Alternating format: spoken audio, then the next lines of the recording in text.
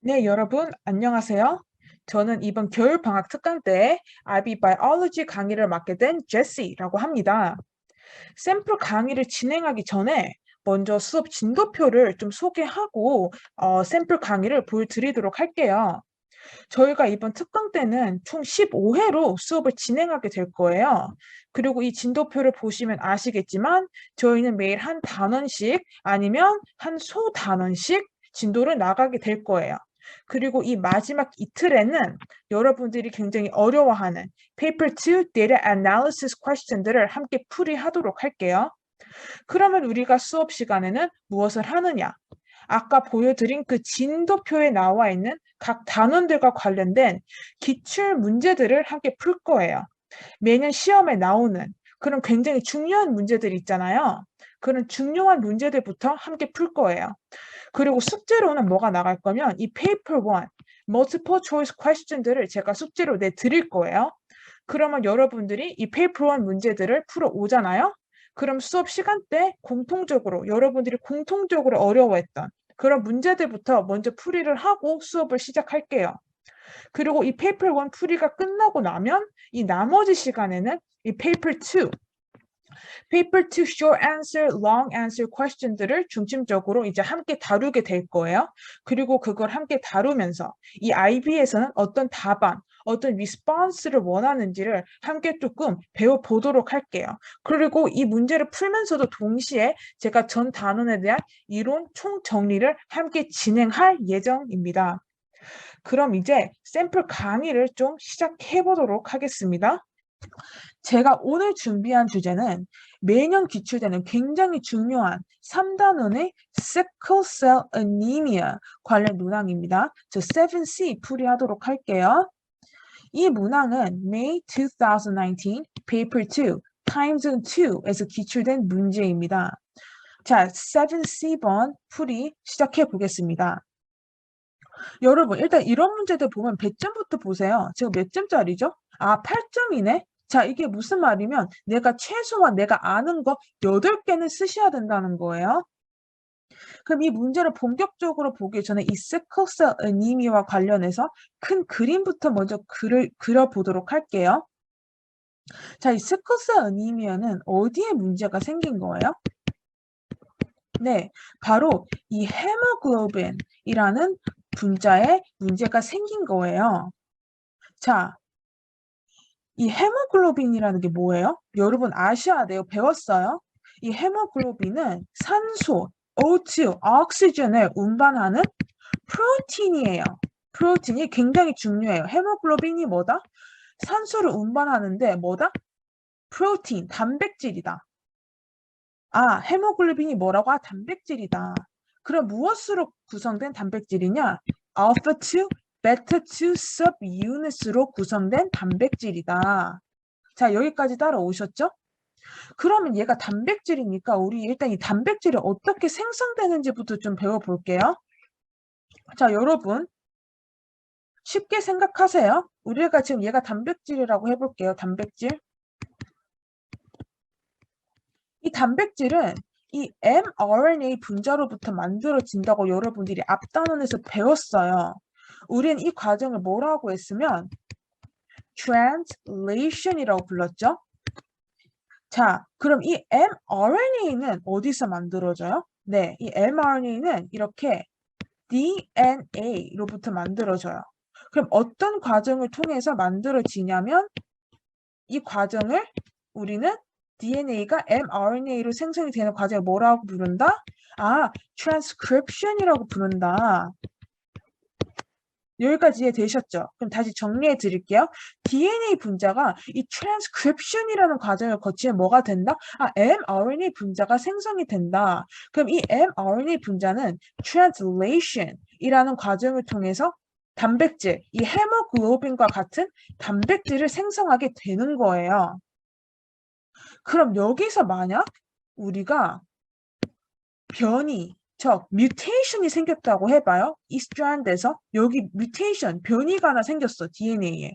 그럼 어떻게 될까요?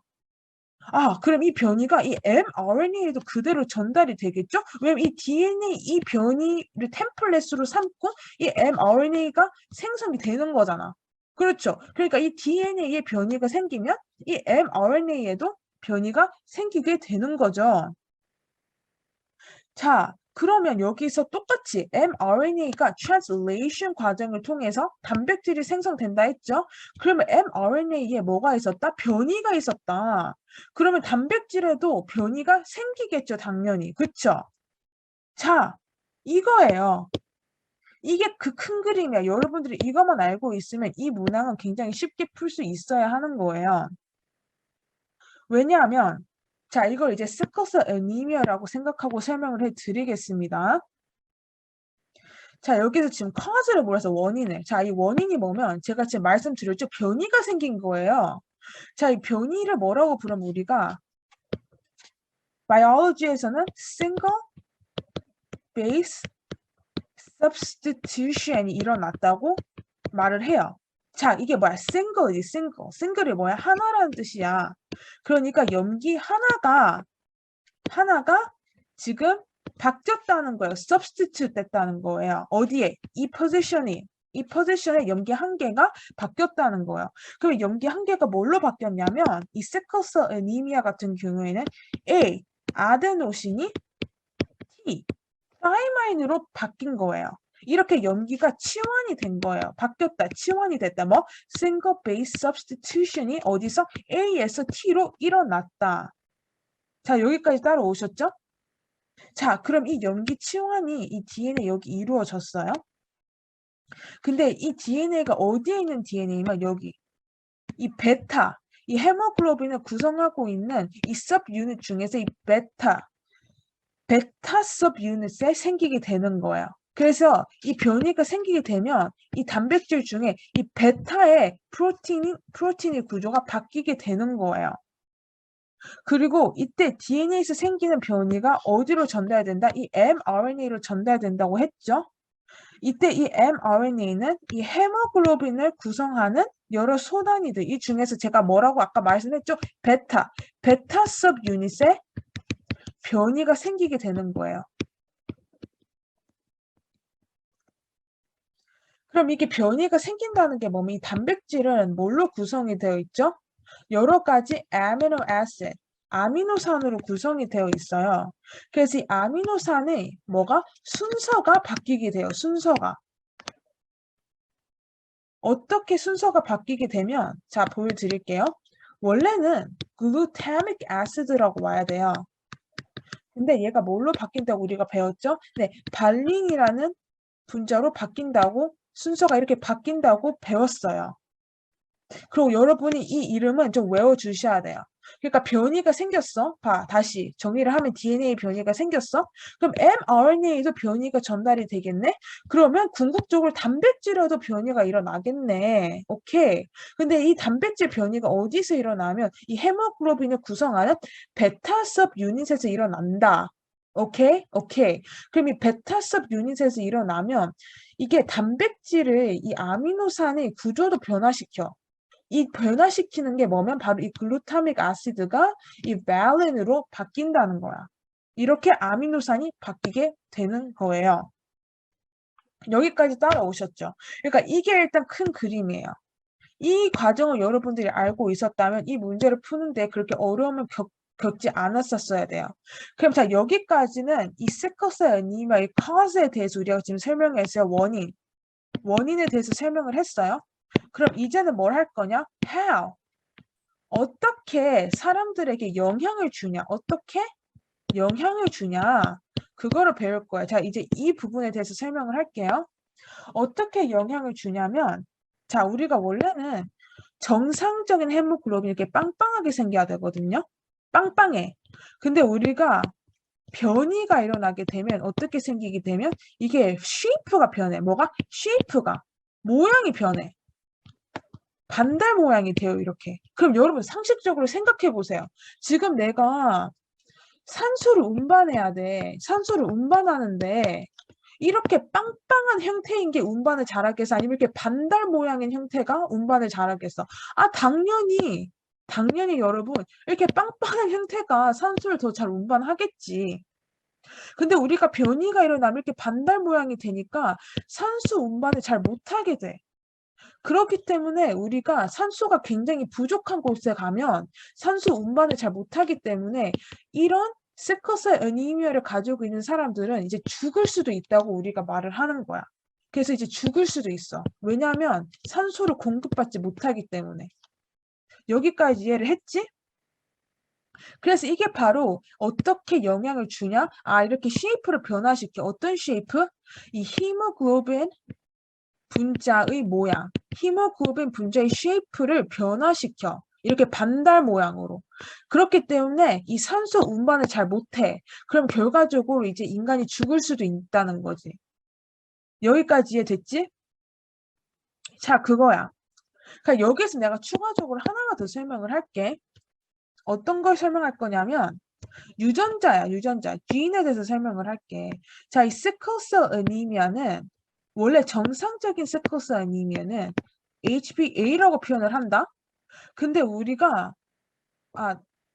그러니까 정상적인 정상적인 적혈구 우리가 HbA라고 표현을 해.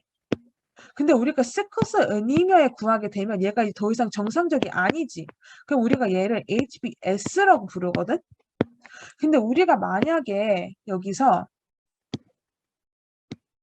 HbS랑 HbA가 같이 존재를 한다면 유전자가 정상적인 유전자 하나 그리고 비정상적인 유전자 하나가 이렇게 구성이 되어 있다면 어떻게 되면 이걸 우리가 말라리아에 대한 저항성을 가지고 있다고 얘기를 해.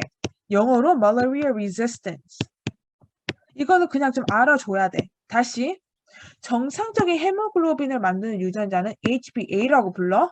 자, 그리고 정상적이지 않은 시클셀 애니미아를 cause하는 유전자를 우리가 HbS라고 불러. 근데 이 HbA 정상적인 유전자와 정상적이지 않은 HbS 유전자가 함께 존재를 하면 그럼 얘는 말라리아에 대한 resistance, 저항성을 가지게 돼. 자, 여기까지 좀 외워줬으면 좋겠어. 자, 여러분, 이거를 다 여러분들이 쓰면 이제 8점을 받으실 수가 있어요. 만약 제가 지금 설명해 드린 이 부분이 기억이 안 나신다면 어디로 보시면 되면 이 Biology Study Guide 페이지 47이거든요.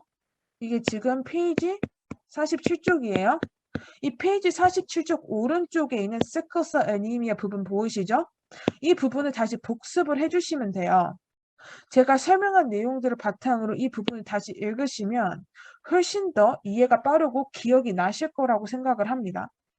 그래서 다시 문제로 돌아오자면 제가 오늘 여러분들에게 드리고 싶은 말씀은 여러분들 이렇게 8점짜리 100점이 굉장히 큰 문항을 시험장에서 맞추시려면 우선 이렇게 큰 그림이 그려지셔야 된다는 거예요. 변이가 일어나면 어떻게 단백질에 영향을 주느냐 그 과정을 이렇게 큰 그림으로 이해를 하고 계신다면 이렇게 예시를 들어서 시클셀 애니미아와 같은 예시가 나왔을 때도 여러분들이 당황하지 않고 쉽게 설명을 하실 수 있을 거라고 생각을 합니다. 그럼 이렇게 해서 저희 샘플 강의를 마치도록 하겠습니다. 감사합니다.